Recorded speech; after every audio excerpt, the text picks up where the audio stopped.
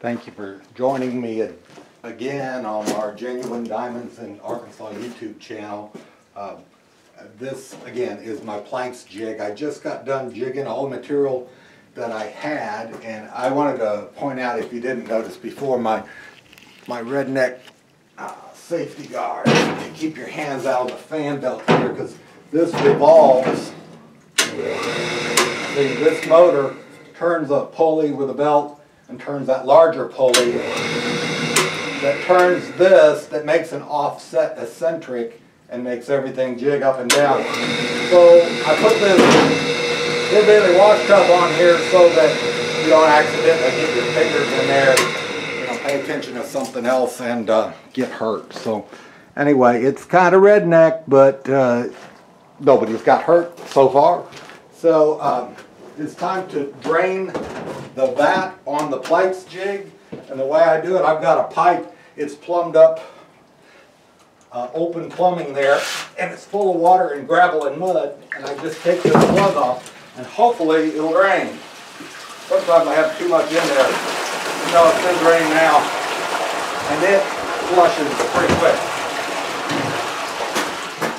Yep, it's empty already, and that goes back into our pit of water, and the gravel stays there because it's trash. I just threw it away. I want to show you, I don't know what the camera will do coming out here in the bright sun, but anyway, I want to show you what the sarucca boards look like. So this is number one. This is our fines out of the square pan trays that I jigged. This has a lot of calcite, black chrome spinel. It's shiny, lustrous black. It's dried a little, and I don't know if you can see the green chromium diopside, and there's also some red pyrope garnet in here. Anyway, this is tray number one, and it's supposed to catch all of the heavies, and then tray number two is the backup, and as you can see, there's just a real lack of heavies in it. But you always want to check it in case some diamond got sneaky and tried to go past. This is tray number 3 and 4 I jigged together because there aren't that many heavies in the 1/8 inch larger rock. You don't have the little, most of our spinels, diopside, pyrope, garnet are small. So anyway, there aren't a lot of heavies in this larger size. And this other sarucca pile is just, I re-sarucca'd some stuff I had done before and taken the heavies out of. And then over here is just kind of an experiment. The stuff that I've wondered about, see the screens on this as it's jigging, that allows some fine material to go through. And to me, that screen is almost a little too coarse. I'd like to find the diamonds that fall through these screens when it's jigging. So down in the vat below those trays, this material collects.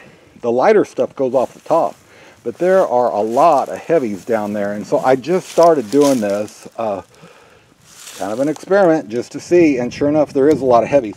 Now those of you who have run a sarucca a lot, you like your center to be bullseye right in the center. With this Pleitz jig, it really doesn't matter. You don't have a bullseye center.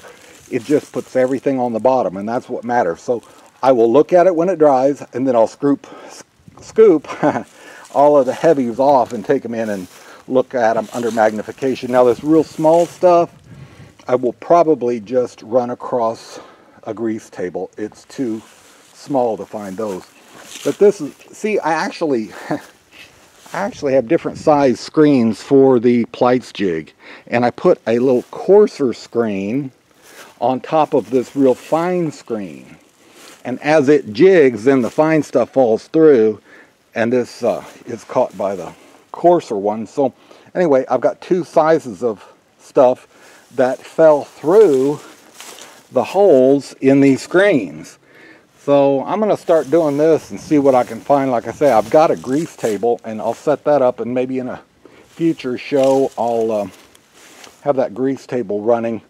I've got it sitting outside right now. I've got to move it inside my shop because you have to have between 65 and 70 degrees or the grease won't work right. And we want it to work, or why even mess with it? But for now, that's all I got to say, and I thank you for joining me on this fine, sunny, late December day. It's 57 and just gorgeous outside. I'm kind of working up a sweat out here and don't mind it at all, not in December.